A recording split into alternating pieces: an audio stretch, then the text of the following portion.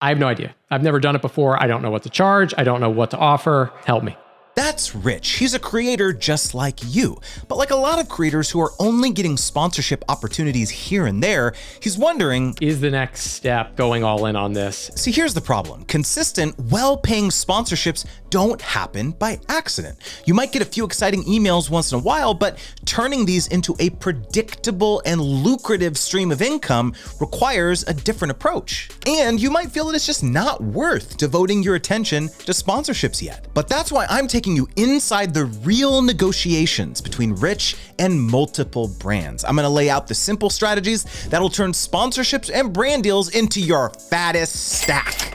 That's what the kids say these days, right? So by the end of this, you'll know whether CPM-based sponsorships are a good idea, how to calculate your rates for additional rights, such as whitelisting, and how to turn an okay sponsorship opportunity into a long-term relationship that's gonna net you thousands. The biggest mistake that I think a lot of creators make when they're trying to reach out and forge these types of partnerships is, I'm Rich Webster. I've been running a solo design agency for the last 10 years.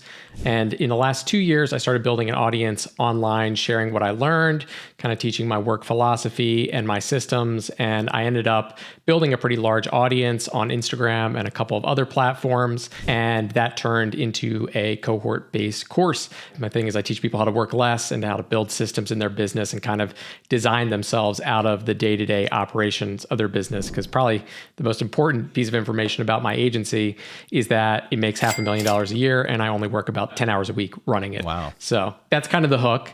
And I just kind of started posting on Instagram, sharing my story, and people really resonated with it. And 2 years later, I've got like 250,000 followers on IG and another business. So that's how I ended up here.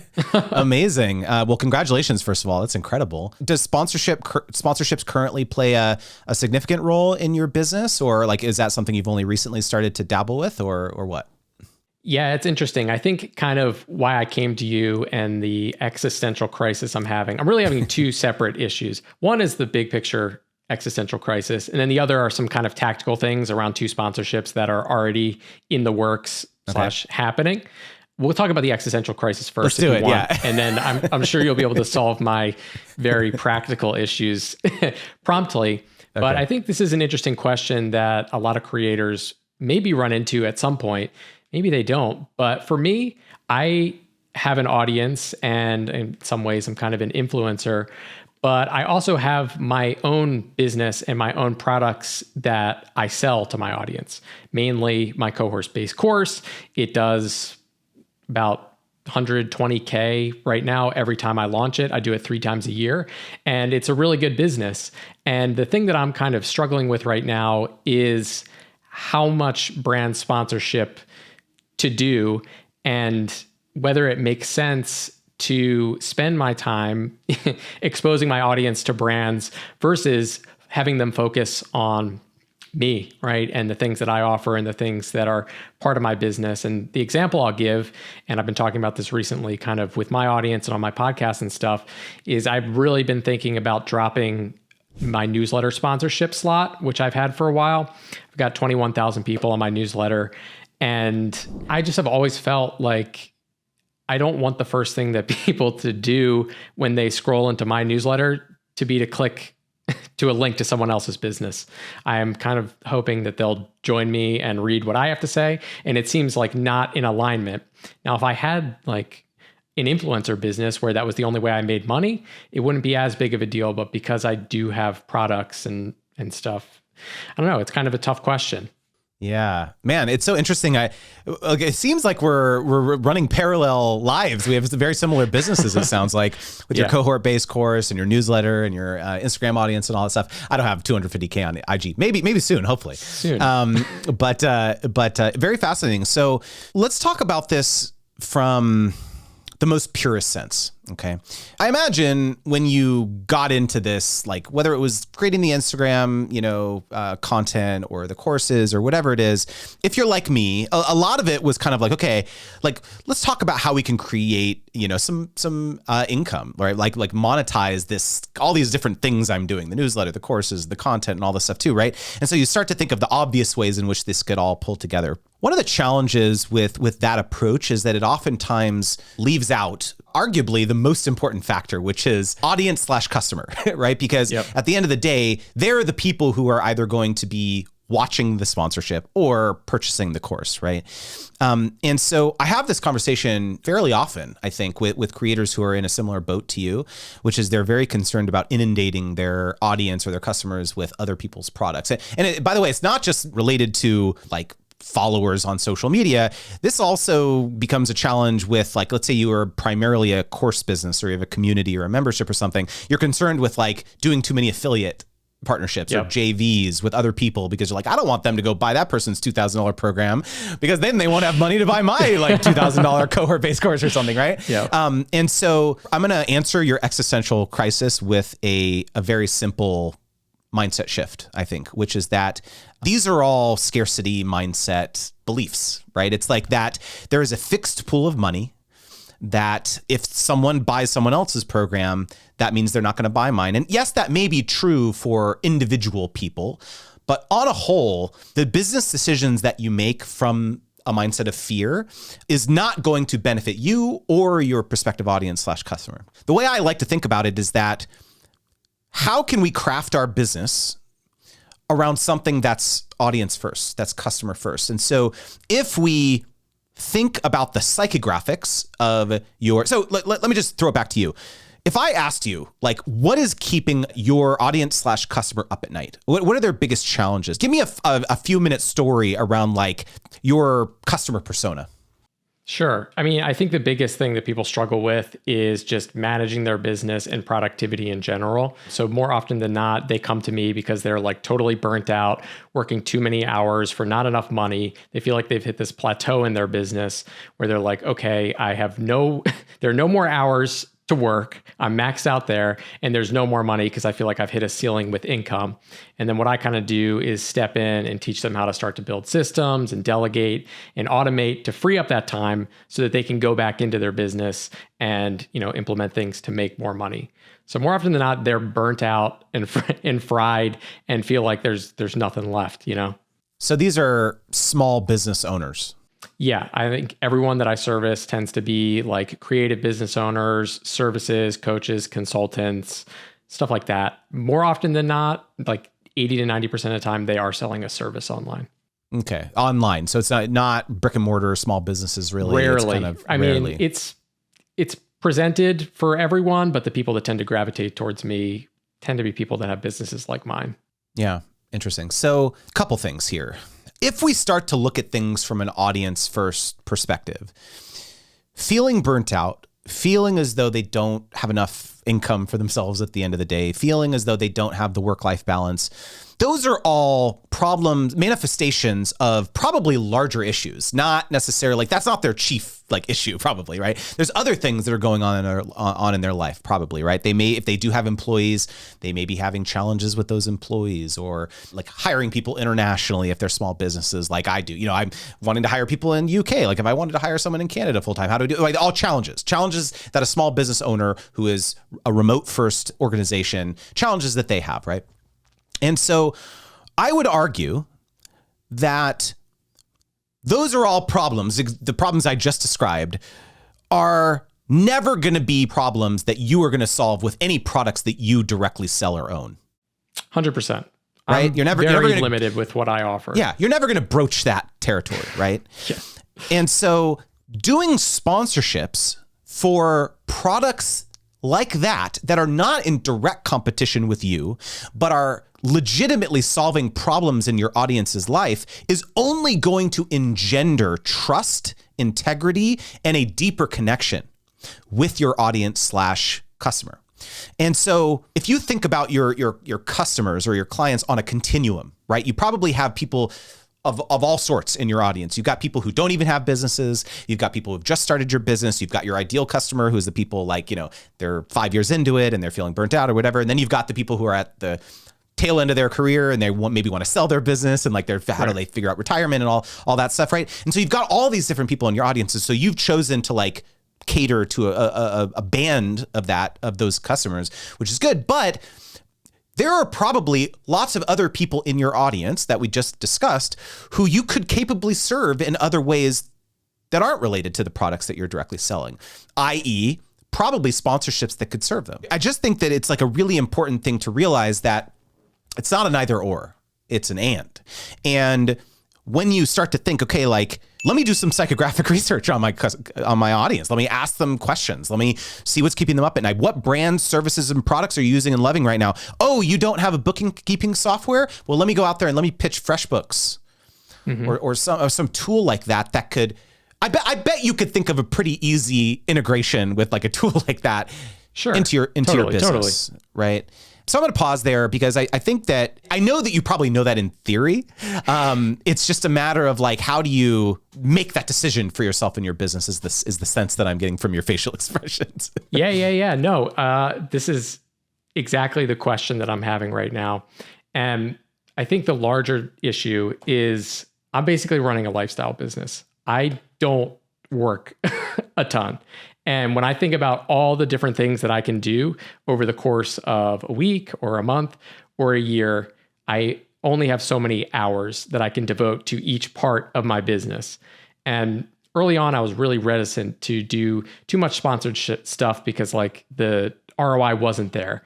You know, when I had 10,000 Instagram followers, I would be lucky to get like $350 for a post or something. And now I'm at the point where the checks are becoming significant. The last sponsored post I did, I got $20,000. So that's all of a sudden, okay, this is competing in terms of my attention with the main product because it's starting to get up there in revenue. So previously, if I was saying, all right, I'm only working 20 hours a week, do I want to spend 5 of them, you know, chasing down more sponsors or building relationships with brands or all of the production that comes along with it, right? Because it's not just like cut the check and you're done. You have to be creative and make sure you deliver on the deal. So that's where I kind of am right now. I'm like, can this be, if I'm going to be focused on like 2 streams of income, is this number 2 or is number 2 something within my business that is a product that doesn't exist yet? So if I were you, the way I've always looked at this is that, you know, I've been on social media for almost 15 years now, right? And I have seen our fortunes rise and fall really significantly, very quickly, right? Like at one point we were doing $25,000 a month in AdSense on YouTube, like at the height of our YouTube channels when we were killing it, right? But I thankfully had the foresight to realize like this can't continue forever. Like that, you know, there is a point at which this viewership is going to subside, or people aren't going to want to watch as much, or we're not going to be able to command the sponsorship checks that we are right now because of the viewership and all this stuff too, right? And so it's as much of a decision about what do you want to do now as it is a decision about your future.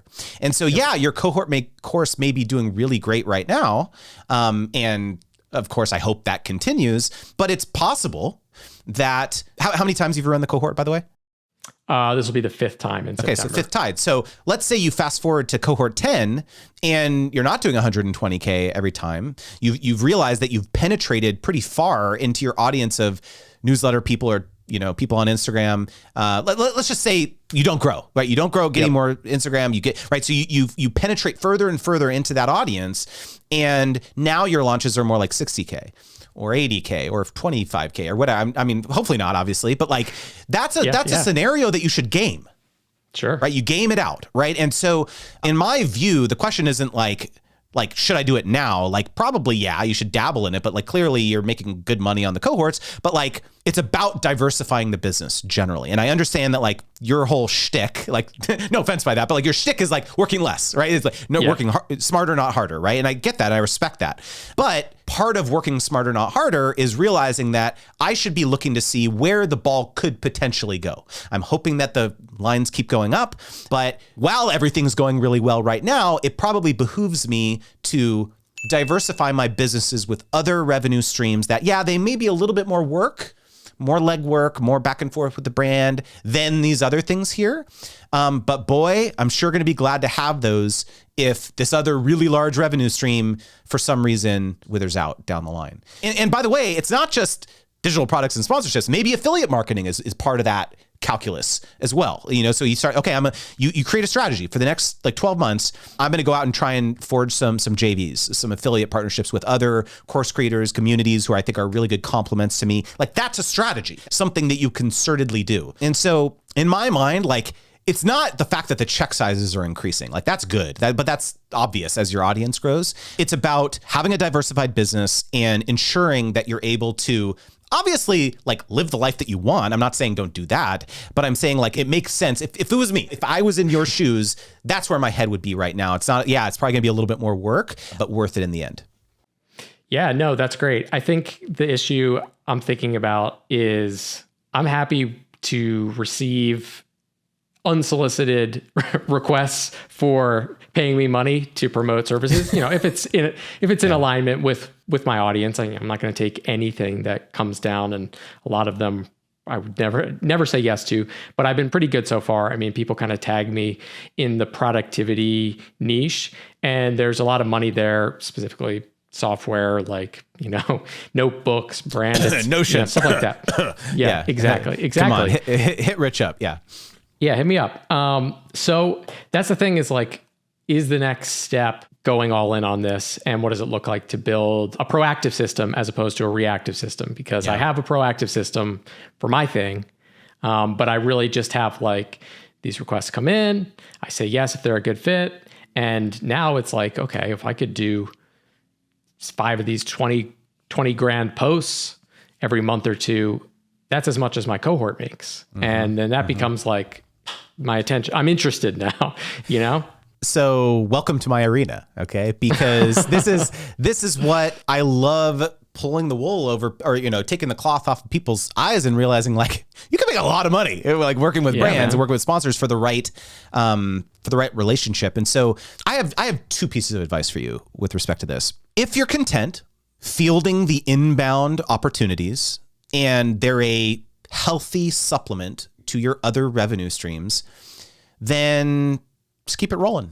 Like I wouldn't exert too much headspace to, especially if it feels like to you to like want to do that and spend time doing that and nurturing the relationships. I'm never going to be the person to like force you to do that. Like, of course, like that's fine. Like those will always be just, extra dollars in the bank account, which is great. But really what I teach is that regardless of where you're at, regardless of how many followers you have or how big your audience is or how much money you're making or whatever, it's like any good business owner has to supplement these inbound opportunities, like even a small business owner can appreciate this. There may be someone who just walks through your door who you've never interacted with, you never knew, and they just say, hey, I want to become your best customer. Here's 10 grand or something like that, right? Like there's, probably folks in your audience who can relate with stuff like that happens, but that's not something you can predict. That's not something you can forecast, right? And so it's the same with sponsorships. It's that, there's great opportunities that come inbound, but you have to create a predictable outbound strategy if you want this to be a core part of your business. And it's not just about pitching brands cold all the time. Like that's a part of it when you're starting out, but like what it actually becomes is a nurturing process. Because once you've established the relationships, it's just about staying top of mind. And I'm sure there's like probably a concentrated like core group of like brands, tools, services, software programs, that you would be like, okay, these are like my 30 to 50, I don't know, maybe less, like core partners that I would love to. And so my goal over the next like 12 to 18 months is just like forge relationships with all these people and then maintain them, put them onto autopilot. I have a nurturing system where every month I go and I'm like sending them articles that are relevant to them, or I'm, pitching ideas to them or whatever. And it's not that big of a lift. You put it into your own productivity system, whatever that is. And you're like, okay, this is just like part of what I do because it helps me keep the lights on. It helps me maintain this lifestyle business that I love. And you just, it serves an end basically. Right. And so again, like that, I think it's these 2 scenarios. I believe that I always like to be more in control of my outcomes. That's just my personality. I never like feeling like I'm just going to sit on my hands and wait for like opportunities to come to me. So at the end of the day, and again, like I want to draw some parallels. I'm going to throw it back to you. Like there's probably a lot of legwork that you did getting that course off the ground too, I would imagine. For sure. right? 100%. Yeah. And so it was like you did a big period of intensity where you were like trying to hype it up and, you did all this stuff, but now you're kind of getting onto autopilot. You've got the material done. You've got the collateral. You've got the email sequences. I'm making this up. I don't know, but I'm assuming, right? Yeah, it's pretty close. Yeah. Right. And so it basically in my mind would be the same with a sponsorship strategy. It's like, okay, I'm going to do the similar thing. I'm going to figure out my outreach strategies. I'm going to A/B test all my, I'm going to get these relationships done. And then I'm going to basically get into this kind of nurturing autopilot mode. And that's going to take about 2 years. But like once I get there, it's going to be pretty sweet. All right. So you've sold me on the limiting belief around not inundating my audience with advertisements and stuff. I'm sold on that. Now you need to sell me on the financial side of things. Okay. By the way, if you want me to help you personally with your next sponsorship negotiation, you can book a public call with me and appear in a future video like this by clicking the link below. Realistically, I mean, I can give you some information about my audience. You kind of already know. I've got 260,000 Instagram followers, 21,000 person newsletter, plus a smattering of 10K audiences on other miscellaneous platforms. What can I expect? You know what I mean? I'm in the productivity business niche. I've generally worked with like SaaS companies and physical products for the most part. I just want to know the ballpark, I know you can't give me an exact number, but I know you've worked with a ton of creators and you probably have a sense of like what the ranges are. And listen, if I get into it, I'm a shark. I've been running an agency for 10 years. Like I know how to make money and ask for money and all that stuff, but I just need to know like, what am I getting into? Directionally here, yeah. Yeah. Okay, so this is specifically related to your niche, which is business, which is productivity, services, SaaS, etc. And after this, I want to talk about like compensation, ideas in terms of various things to pitch. But Please. Like $500,000 easy a year. Got it. I mean, Cool. easy. That sounds good. That's in my ballpark. Yeah, I mean, because when you think about the pool of available resources for, let's say, SaaS companies to tap into, to create content, to do partnerships with, to do joint webinars with, to like create, because like a lot of people like fixate on consumer brands. They think like, oh, influencer marketing, that's consumer brands. It's like, I'm going to, like sell this pen or, it's like this type of idea, right? But like, B2B companies, SaaS companies are just as desperate as consumer brands to like have good content, to do partnerships, to talk about stuff on social media, to talk about stuff in their newsletter, on LinkedIn, on their website, et cetera, et cetera, et cetera, right? And so there is a much smaller pool of folks like you who could capably talk to their audience, who is probably a lot more niche. And so that's why like I would give a much more aggressive figure of something like $500,000 easy a year. Like it's going to take a while probably to build up to that. But like, again, there's not like an infinite supply of people like you for them to partner with. And so, second thing that I would say also as to why it's way more lucrative is that the compensation structures that SaaS platforms are comfortable agreeing to is way more lucrative than consumer brands. Because a lot of these, SaaS tools may be hundreds or thousands of dollars a year, and they offer recurring commissions. So there are possibly partnerships that you can enter into with some of these partners that is almost more like a hybrid structure where there's like some sort of base fee that they're paying you for the content creation, all that stuff. But then there's some back-end sweetener where you're getting whatever they're offering their normal affiliates, or maybe you're a super affiliate or something like that, where you're getting best of both worlds. And like very quickly you develop a relatively passive income stream on the back end of these sponsorships that you're forging. Right. So Nice. like to me, that's another check in the box of like this to be something to do, going to your lifestyle design, right? Which is like the whole passive income works, less type idea, which is like, it would take probably going out there, pitching, forging some of these partnerships to be able to pitch these types of partnership arrangements with some of these SaaS tools who would be willing to like compensate you in that way. Cool. I love it. All right. Talk to me. Obviously base plus affiliate. That makes sense to me.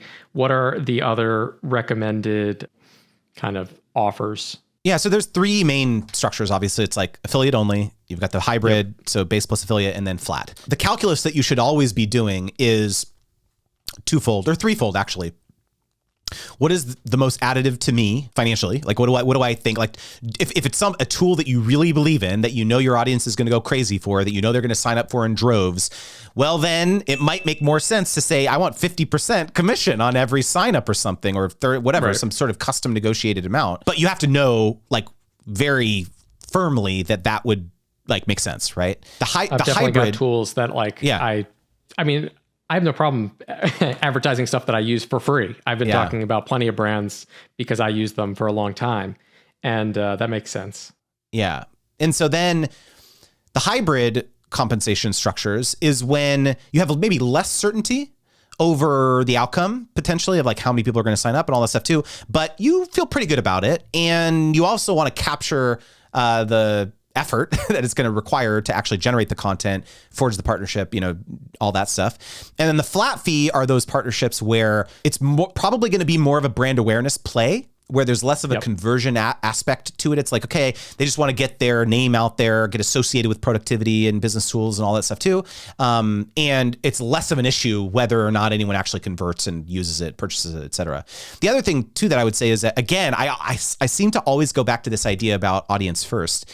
It's like, I want to make sure that whatever partnership I'm forging is also in alignment with them. Is there, as part of this compensation structure, maybe it makes sense for me to try to engineer some sort of hyper incentive for my audience to actually redeem on this now. Like, for example, if there's a tool where there's no, like, you're getting a good incentive, but the audience isn't, there's no sign up bonus, there's no coupon code, there's no seasonal promotion or whatever, that's probably going to impact performance, right? And so maybe it makes sense to engineer a compensation structure where you say to them like, hey, look, I am willing to give 10% of my compensation or commission or whatever. It was going to be 50, but it's okay. I'll actually only take 40%, but I want to be able to give a 10% discount to my audience for signing up. Got it. Or something like that. And Smooth.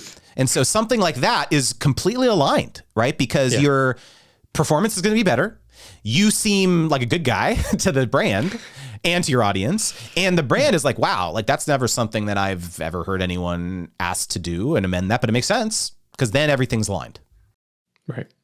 Nice. I love it. Okay. That makes sense. And I think that the continuum of conversion with the affiliate model to awareness with the flat that's really helpful for me because I have dabbled with both and, generally found flat. I don't know. Okay. Well, let me ask you, I don't want to go into the example yet. We'll tie this one up with a bow and then we'll go into specifics. You're a true content creator. We're like saving it for last. Like you just gotta, we're just increasing that view duration. Let's do this. That's right. That's right. So, in the example, I recently did was a CPM model. So based on views of reels, would you consider that affiliate? Is that flat or is that affiliate? Because it's based on performance strictly. I mean, I know it's not affiliate because I'm not driving sales. Yeah, so it's more of a brand awareness thing, right? Because what they're caring about is how many people are viewing the asset, and they're compensating you based on the level of awareness. So it's not conversion really, because you're not converting anyone to do anything. It's how many eyeballs are you actually able to get on this asset? I will very rarely advise people to do CPM-based deals unless, going back to this whole certainty thing, unless you know with certainty that you can kill it and knock it out of the park and probably make more money on the deal overall than you would have flat.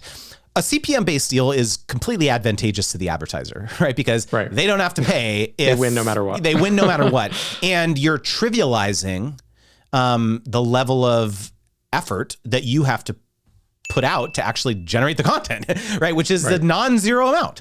And so like that has to be captured somehow. And so that's why, and so yes, you may conservatively know that like, okay, even if this video bombs, like it'll probably get 50K views or X amount of views. And I'm like, okay, if that's the minimum I make, I'm probably fine with it. Right. But like, I just don't like that level of decision making. I think it leaves too much to chance.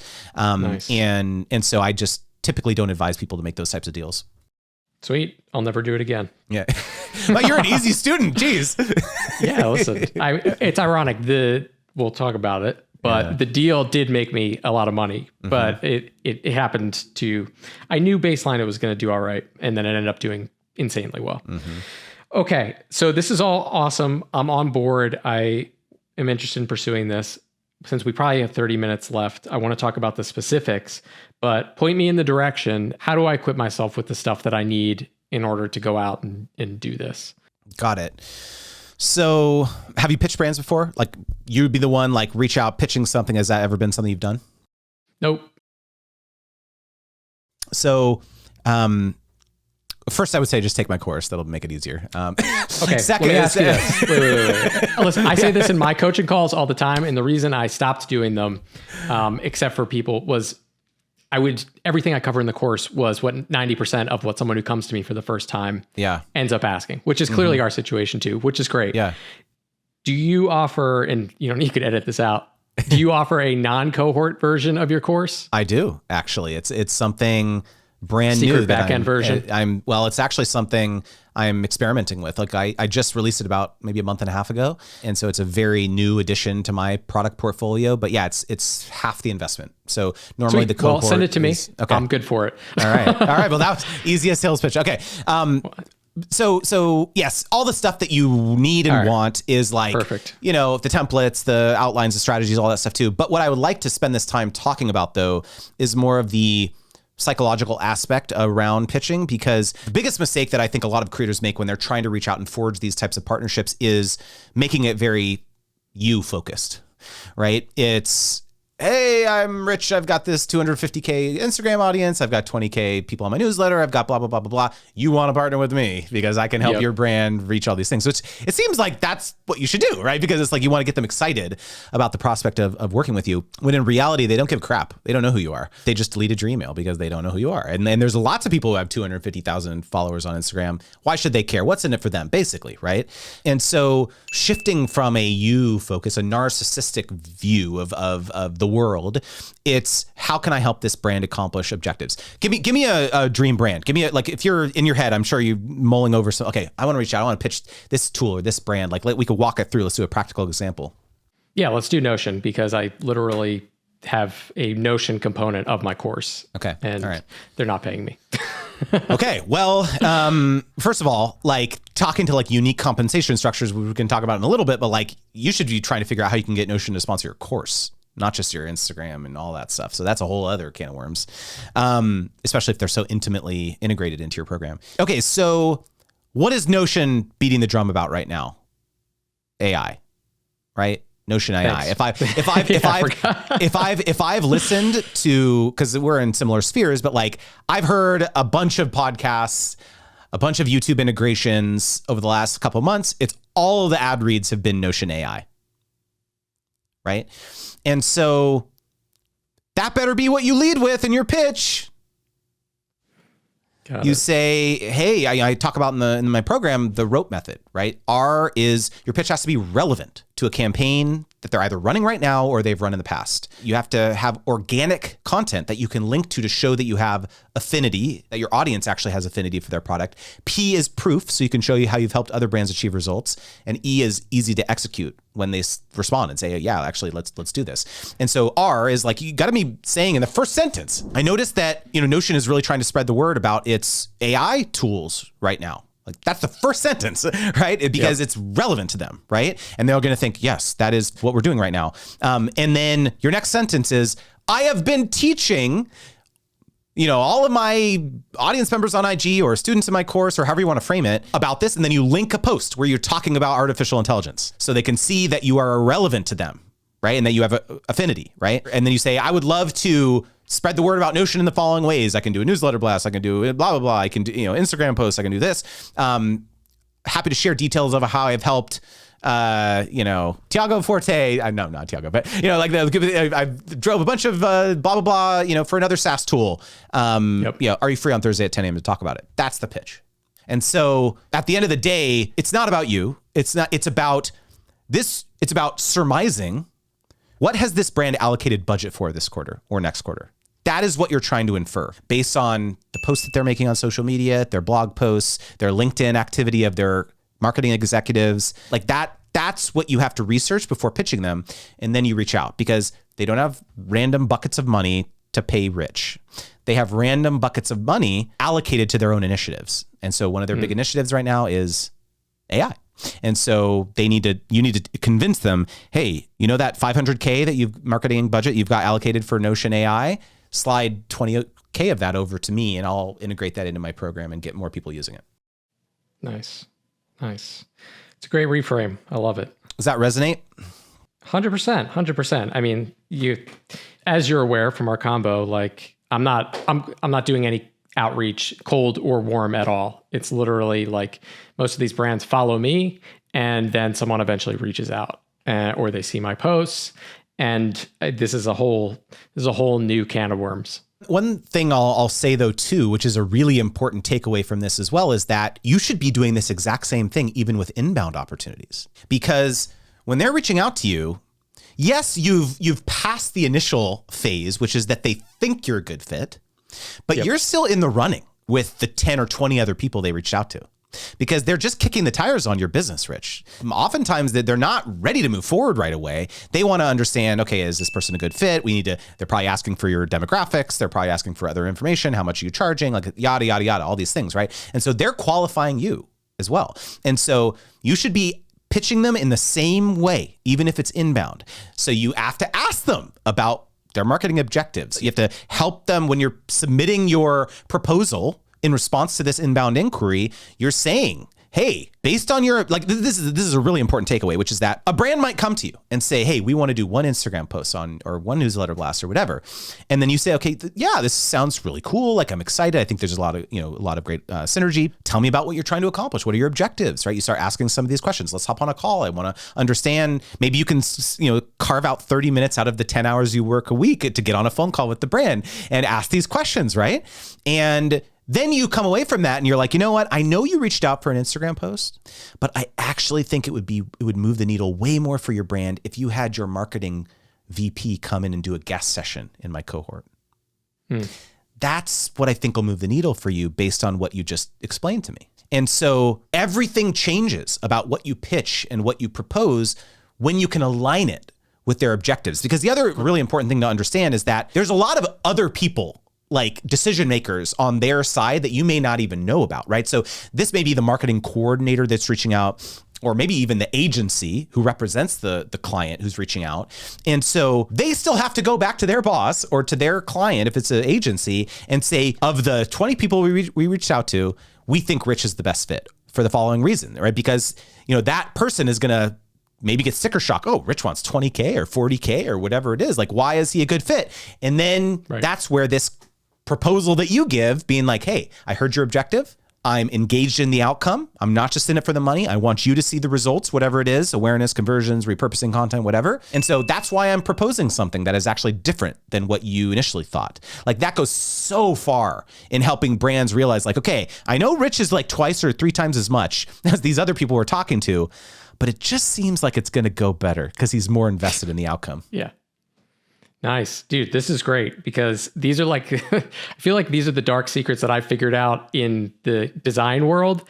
And I come to you and you just download them into my brain. This is perfect. Isn't it funny how like sometimes we just need someone to hold a mirror up to us and be like, hey, all those things you're like helping other people with, you can do those for yourself too. It's okay.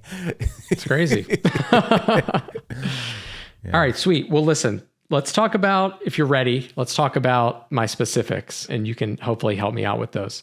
So first, there's two. Number one is, this is the $15 CPM deal. This is with a top tier kind of notebook journal company, work with a lot of celebrities, stuff like that. They definitely have a huge marketing budget. And I did a first deal with them, which was for one sponsored reel, $15 CPM. And I knew even if it was just an average post for me, it was going to reach my goals in terms of what I wanted to make from it. But it ended up doing really well. It got 1.2 million views. Promotion isn't over. There's still maybe a week and a half or 2 weeks left. So I'll probably rack up some more. So somewhere around the 20K ballpark for one reel. That makes me happy. That's where I want to be. Obviously, the context now where CPM is an inherently riskier model where, sure, the upside was great. And in this instance, I made much more than if I negotiated a flat rate. I'm sure there's ways to negotiate it where you get the upside either way. Here's where we stand. That reel went viral, did really well, 1.2, 1.3 million impressions right now. And now they want to, I'll just read the email to you. We love it so much that we're potentially considering working with you to promote it further once your 30 days end. Would you be open to us pushing this out from our social media accounts and or whitelisting from your account? Let me know if you have any previous experience with this type of partnership extension and if you have any thoughts/feedback to share. I have no idea. I've never done it before. I don't know what to charge. I don't know what to offer. Help me. Got you. All right. Well, first of all, this is super exciting. And what I would be looking to do at this point is not just a simple extension of the partnership. It would be, let me propose all these other things to you that we can do. And oh, by the way, of course, the partnership extension of this original asset is included in that. That would be instantly where my mind goes with this, because the best time to forge an additional partnership is where you're at the pinnacle of excitement, the peak excitement feelings of with the brand. And so let's talk about like dollars and cents, simple math of like how to calculate a compensated agreement for licensing, whitelisting, et cetera. I have a whole video on my YouTube channel all around whitelisting and licensing and all that stuff and how much to charge. But generally the math is as follows. With licensing, you want to look to charge 15% of the base deal size per 30-day period. If the deal was for $10,000, then you're going to be charging an incremental $1,500 per month of additional licensing. And so what licensing is that you're giving them the native asset, the video file, et cetera, so that they can put that on their social media and run ads with it. Or repost it, whatever. That's a difference between whitelisting. So whitelisting is where you're going to grant them access to the back end of your Facebook or Instagram and basically boost the posts, essentially. These ads will be running. It'll be the post that you made natively, and it's going to they'll be able to select the audience that they want it to reach, targeting ages, geo, et cetera. And so in a whitelisting scenario, that's much more valuable to the brand, because think about your own viewer behavior. Like, it's much more thumb stopping for a piece of content to be from a creator, from the creator's handle, than it is for the brand's handle, right? And so in a scenario like that, you should be looking to charge 25% of the base deal size per 30-day period. So that would be more like a $2,500 per month scenario. In this scenario where there was no flat fee associated with it, and it was a CPM-based deal, it's a little bit more esoteric, but probably the way in which I would look to value that would be to whatever the promotion period is. I think you said there's another week and a half or so. Whatever that amount ultimately becomes, 20, 25K or whatever, use that as the base deal size. Makes sense. Yeah. Cool. And so just keep it simple as that. But again, what I would be looking to do candidly would be probably to either get on a call with them, start talking about what was it, like, okay, this is what I would do. I would go and I'm going to start mining the comments of that reel. Okay. And I am going to I'm going to do a sentiment analysis, a manual sentiment analysis of that post. I'm going to dump all those comments. I'm going to I don't know if you have a VA, but have a VA help you categorize all those comments. How many comments you got on that? 1,000? I haven't even looked. A couple thousand, maybe. So it's a finite amount of comments, but it'd be very worthwhile, I think, to go through and strip away all the emojis and just like pick out the people who are like actually talking about the brand, talking about the product, commenting something that's useful. Okay. Mm-hmm. And of those, hundreds of comments or whatever, you're going to pull out, let's say 5 insights. 2 to 3 are going to be very positive. 2 to 3 are going to be negative or neutral. And you're going to say, hey, I put together this post-campaign report. This is something I teach my program, is I put together this post-campaign report where I'm going to give you the quantitative insights and analysis of this partnership that we did, but also a qualitative analysis of, like, there was actually many people, not just one comment. There was 20 comments of people saying, oh, I wish you would have talked about this aspect of the product a little bit more. Or I wish you would have shown me a little bit more about this. Or even a negative one, like, I don't like that brand. I like this brand because of XYZ reason. And so you come to them and say, this is a big opportunity here. Yes, we can absolutely boost this, and that'll be part of this partnership, but I would love to make some additional content talking about these things that people are talking about to be able to overcome those objections from clearly, like, you know, the whole psychology about overcoming objections. It's like, you should be doing these in your sponsorships too. Thinking about how you can craft the content to encourage more people to convert or sign up or buy it or whatever. And so I guarantee you, if you come back to them with this type of approach where you say, hey, we have this conversation, here's a bunch of packages, right? Yeah, package 1 is just the licensing, the whitelisting, et cetera. We can do that, extend it. But package 2 is going to be the licensing plus these other 2 reels or 1 reel or whatever, where we're going to be hitting on these other pain points that I identified. So this would probably be what I would do from, in this scenario. Let me ask you a quick question about package 2, hypothetically. Would this be an appropriate time to transition out of the CPM model and into some other kind of structure? One thing you'll find about me is that my preference, whenever I'm interacting with partners after an initial partnership, is always to let the good vibes roll. That's almost always my approach when it comes to these types of partnerships. My preference would have been actually that you didn't enter this partnership as on a CPM basis because you've set this precedent, right? But you have to look at it from their perspective. Like this is ideal, right? They got the results they're looking for. It's performed way beyond their expectations, which is amazing. And so pitching them anything other than this for the second partnership is going to be harder to get it approved. Right. And so in my mind, again, even if you're going to be able to get this baseline level of performance that you expect, I would be looking to just keep the good vibes rolling. Like this next partnership, yeah, we could do it on CPM. And yeah, maybe down the line, maybe the 3rd, 4th, 5th partnership, if you start to develop a really good relationship, something more robust, then that's when it could make sense to say, hey, let's talk about retainers. Let's talk about flat, hybrid compensation, whatever it is. That would be what I would be looking to do. Because again, like your goal is to just continue to make, money from this scenario. The other thing too that right. I would not be surprised if this happens, and I want you to come back and email me if this actually happens. But it's very possible that they could come back and say, hey, yeah, we'd love to do another partnership, but we need to cap it because we weren't expecting it to do so well. And yes, we'll honor this first deal, but we got to cap it at 10K or 15K or whatever because like we just blew through our marketing budget for 20 influencers or 10 influencers or whatever on you. And we didn't expect that. So that could happen. If that happens, do I say, sure, but you're going to have to pay me the capped amount as a guarantee? Yeah. I think that's totally reasonable. And I think that they wouldn't think that's too unreasonable. Like, again, it's like, how can you design something that's like aligned, that's mutually beneficial for everyone? So that could take the form of like coming back and saying like, yeah, I want to see 5K or 10K guaranteed, and then maybe a less CPM on the amount above that or something. So it's like our incentives are aligned here. Sweet. All right. I'm sold on that. I feel like I can pitch this for sure. Let's talk about the other brand. So this is a little bit more, this was an inbound email that I received. This is from a SaaS company that I don't use, but I have discussed in my course and a lot of the people that take my course use, and it's a solution to a problem. It's basically software for building SOPs. Oh, I need that. Give me your affiliate link. Yeah. So they reached out. Obviously, I was interested up front. And then the second email was kind of like gauging what they wanted to do. So, they said, hey, we're this company. We have 350,000 users, blah, blah, blah. We think you'd be a great fit. And I follow back and say, hey, I've got this amount of Instagram followers. These are some campaigns I just did. They performed really well. Here's some examples. They follow back up and they say, we typically like to test with 1 TikTok to start. And I have 2,000 followers on TikTok. My TikTok account, for all intents and purposes, doesn't exist.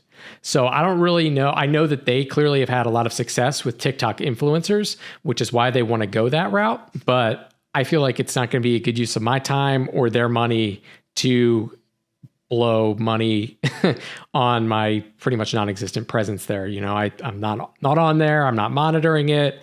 It's kind of just like a thing that exists, but no one uses.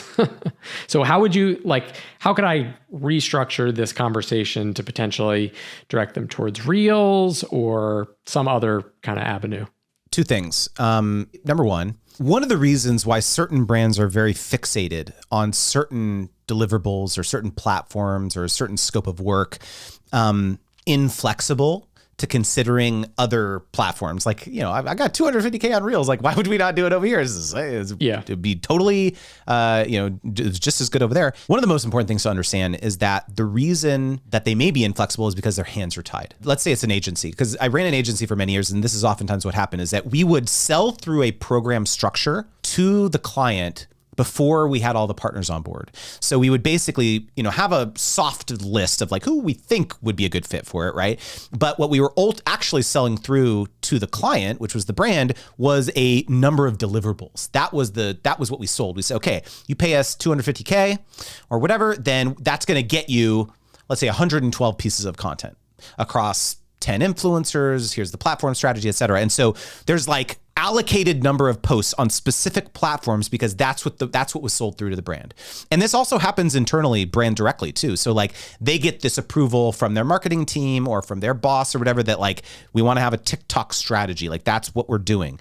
And so the first thing to like realize and acknowledge is that don't get frustrated. If they just simply will not budge and are not willing to entertain Instagram, it's likely because of the thing I just described, is that they have these constraints that you wouldn't have known, and there's no way that you're going to ever work around that.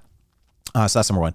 Number two is that don't automatically assume that just because you only have 2,000 followers on TikTok doesn't mean they'd still be interested in working with you, because part of this structure of how they usually work with TikTokers could be that they just run Spark ads with the post that you make. And so they don't give a crap how many followers you have. What they care about is who you are. They care about your name and likeness. They care about the lane, the content vertical that you're in. Because remember, there's a limited supply of rich out there on the internet, right? And so don't immediately dismiss yourself as like, oh, like it's only going to get 100 views. Like what the hell? Why would they pay me 20 grand or 10 grand? Like, because it's 20 views. Like that's again, it's because they want to run ads. So again, don't dismiss it, right? You got to probe deeper. You got to ask questions like, tell me about your TikTok strategy. Is like, are you boosting this content with other partners? Like this type of thing. And so that could be your lane to then upsell and add on, we can repurpose this, we just syndicate this to my Instagram, like no problem. That can be part of another package or whatever, right? And so again, like I just wouldn't dismiss it. I just have a further conversation. Sweet. In terms of ballpark rates, I think this is one area where I don't really know. I don't know where the hell do people figure out what to charge for these things. So I did another IG post that was one carousel, and I charged $9,000. Okay, and I basically just talked to a couple people that I knew and made it up. And that felt good. I was happy to make $9,000. It felt good to make it up, Rich. Come on, man. $9,000 is sweet. So it was like, I call that competitive pricing. That's I have pricing styles that I talk about. So first of all, since you're going to join my course, you'll get access to my pricing calculator. Duh.